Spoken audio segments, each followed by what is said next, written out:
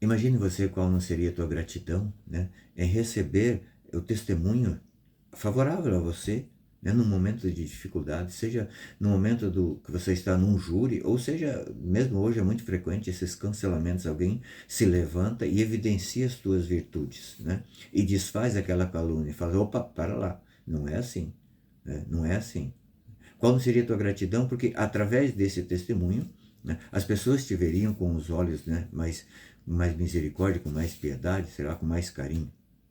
Jesus exige de nós, segundo São João Crisóstomo, uma fé, não só a fé interior, mas uma fé que nos leve a testemunhá-lo diante dos homens.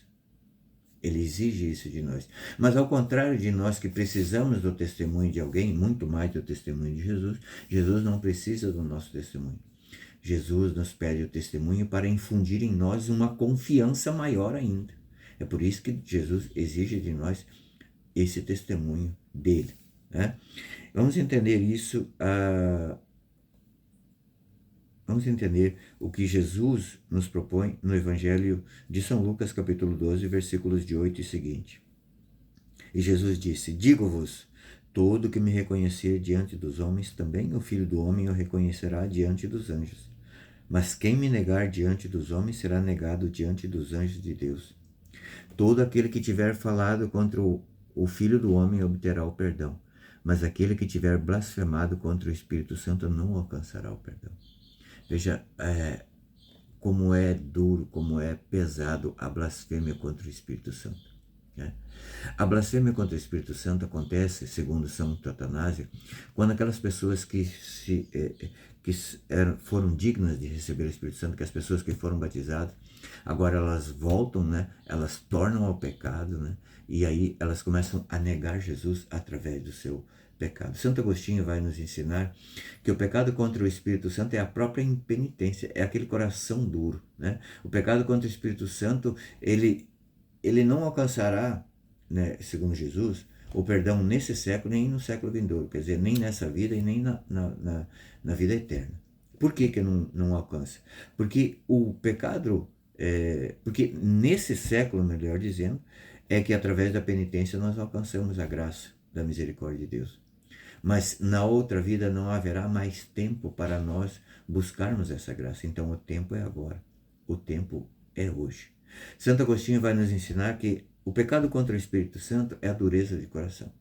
É a impenitência. A pessoa não quer, não deseja, né? E a igreja nos ensina, não deseja, digamos assim, ela rejeita a graça de Deus. E a igreja nos ensina, né, subdivide esse pecado contra o Espírito Santo em 6 itens, né? O primeiro seria o desespero da salvação. Porque eu não mereço a salvação, meu pecado é muito grave, Deus não pode me perdoar. A pessoa limita a misericórdia de Deus. O segundo é o contrário, é a presunção da salvação sem merecimento. Não, eu estou salvo, eu tenho fé, eu faço lá minhas oraçãozinhas, eu falo com Deus de vez em quando, eu estou salvo, pronto. Presunção de fé sem merecimento. Terceiro, negaram a verdade de fé conhecida. Aquilo que a Bíblia nos fala, aquilo que Jesus nos fala, nos ensinou, que está nas Escrituras, a gente nega. Não, eu não aceito, eu não quero nem saber. Pecado contra o Espírito Santo. Quarto, seria uma inveja da graça fraterna. Se meu irmão, talvez a pregação dele está, digamos assim, bombando mais do que a minha, então eu fico com inveja dele. Pecado contra o Espírito Santo, né? Pecado contra o Espírito Santo, né? Por exemplo, vamos aqui, né, rezar agora um Pai Nosso para que o nosso assalto ao banco dê certo. Pecado contra o Espírito Santo, entende?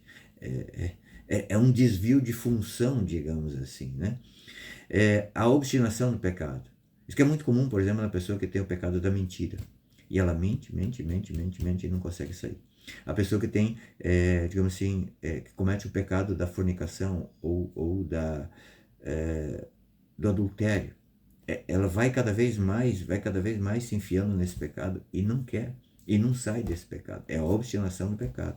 E por último, a impenitência final, que mesmo contra todos os pecados cometidos nesse mundo, que ainda Jesus, no momento final, né, do nosso julgamento, no juízo particular, Jesus ainda se ofereça o perdão, mas por conta da minha impenitência final, da dureza do meu coração, eu não quero saber da graça de Deus. Tem um santo que diz que no momento do nosso julgamento, Jesus vai nos levar aonde estiver celebrando uma missa, né, que o sacerdote estiver elevando o pão aí depois já desce o corpo de Cristo, vai levar essa pessoa a fazer uma profissão de fé na Eucaristia, profissão de fé nele.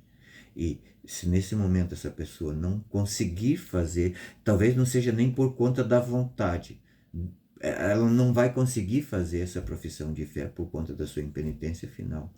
Infelizmente, se passou a última graça, né? A última oportunidade. Portanto, hoje é o dia de nós merecermos a graça de Deus, de nós alcançarmos essa misericórdia de Deus, de nós fazermos um exame de consciência para saber se realmente nós estamos testemunhando a Deus ou se nós estamos pecando, não só contra o Filho de Deus, mas contra o Espírito Santo.